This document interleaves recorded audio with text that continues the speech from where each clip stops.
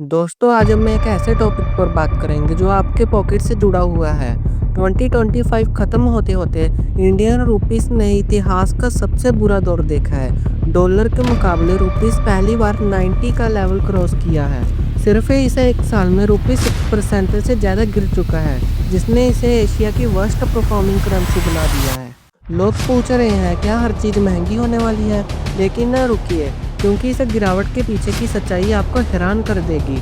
आज के वीडियो में हम सिर्फ नंबर्स की नहीं बल्कि उन बड़े कारणों की बात करेंगे जो रुपीस को नीचे खींच रहे हैं, और एंड तक आते आते आपको समझ आएगा कि ये गिरावट इंडिया के लिए श्राप है या वरदान। वीडियो स्टार्ट करने से पहले प्लीज़ चैनल को सब्सक्राइब जरूर से कीजिए, इससे जो मुझे और वीडियो बनाने की मोटिवेशन मिलती है। तो चलिए वीडियो स्टार्ट करते हैं। रुपये के गिरने के जब मेनली 3 बड़े कारण हैं। रुपये का गिरना किसी एक वजह से नहीं होता, बल्कि ये ग्लोबल और डोमेस्टिक फैक्टर्स का एक मिक्स है। सबसे पहला कारण है यूएस टैरिफ्स और ट्रंप फैक्टर। 2025 में यूएस एडमिनिस्ट्रेशन ने इंडियन गुड्स पर भारी टैरिफ्स लगाए। जिनको नहीं पता टैरिफ्स क्या होता है, इसका सिंपल सा मतलब है टैक्स। इससे इंडिया यूएसए ट्रेड में टेंशन बढ़ गई। जब ट्रेड डील्स डिले होती हैं तो इन्वेस्टर्स का भरोसा डोलने लगता है और वो अपना पैसा इंडियन मार्केट से निकालने लगते हैं। दूसरा कारण है फॉरेन इन्वेस्टर्स की एग्जिट।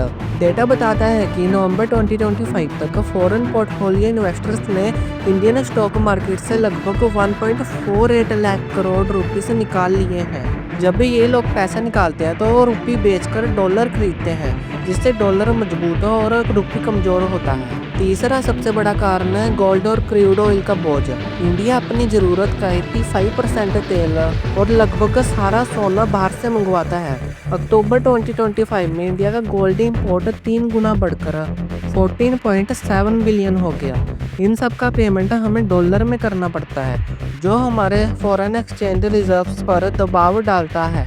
अभी अगर हम बात करें कि कॉमन मैन पर इसका क्या असर होगा, अब सवाल है कि आपकी ज़िंदगी पर इसका क्या असर पड़ेगा।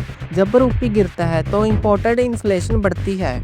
मोबाइल फ़ोन्स, लैपटॉप्स और इलेक्ट्रॉनिक्स महंगी हो जाती हैं, क्योंकि इनके पार्ट्स बाहर से आते हैं। साथ ही पेट्रोल और डीजल के दाम बढ़ने से ट्रांसपोर्ट महंगा होता है, जिसका असर सीधे सब्जी और राशन के भाव पर पड़ता है। अगर आपका बच्चा बाहर पढ़ने जा रहा है तो आपका खर्चा अचानक से बढ़ जाएगा। सोचिए, अगर आपने $50,000 की फीस देनी है तो 75 के रेट पर ये 37.5 लाख था, लेकिन 91 के रेट पर ये अब 45.5 लाख हो गया है। सीधा 8 लाख का फटका। इंडियन कंपनीज ने जो डॉलर में लोन ले रखा है उसे वापस चुकाना अब उनके लिए बहुत महंगा हो गया है, जिससे उनके प्रॉफिट्स कम हो रहे हैं।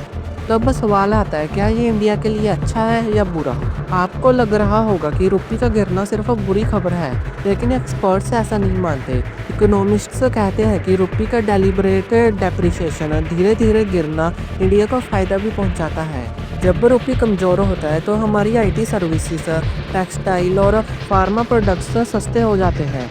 इससे विदेशी लोग इंडिया से ज़्यादा खरीदारी करते हैं। रिपोर्ट के मुताबिक हर 1% की गिरावट से सर्विसेज एक्सपोर्ट 0.8% बढ़ जाता है। इंडिया दुनिया में सबसे ज़्यादा बाहर से पैसा रिसीव करने वाला देश है। जो एनआरआई से बाहर से पैसा भेजते हैं उनके परिवारों को अब पहले से ज़्यादा रुपये मिलता है, जो हमारी इकोनॉमी में लिक्विडिटी बढ़ाता है। जब बाहर की चीज़ें महंगी होती हैं तो लोग लोकल ऑप्शन से तलाशते हैं, इससे लोकल मैन्युफैक्चरिंग को बूस्ट मिलता है। तो सवाल अब ये है कि क्या रुपये सच में मर रहा है? सच तो ये है कि रुपये की गिरावट एक डबल एज्ड स्वॉर्ड है। जहां ये आम आदमी के लिए महंगाई लाती है, वहीं ये हमारे एक्सपोर्टर्स को ग्लोबल मार्केट में सुपर पावर बनाने में मदद करती है। आरबीआई लगातार मार्केट में इंटरवीन कर रहा है ताकि ये गिरावट आउट ऑफ कंट्रोल ना हो जाए। लेकिन 2025 के आते आते एक बात साफ है, हमारी इकोनॉमी अब पुराने फिक्स्ड रेट्स पर नहीं बल्कि ग्लोबल डिमांड और सप्लाई के रूल्स पर चलती है। आपको क्या लगता है, क्या रुपये को 80 रुपये के नीचे वापस आना चाहिए या इसे एक्सपोर्ट्स बढ़ाने के लिए गिरने देना चाहिए? कमेंट सेक्शन में अपनी राय जरूर दें। वीडियो अच्छी लगी हो तो प्लीज़ चैनल को सब्सक्राइब जरूर से कीजिए।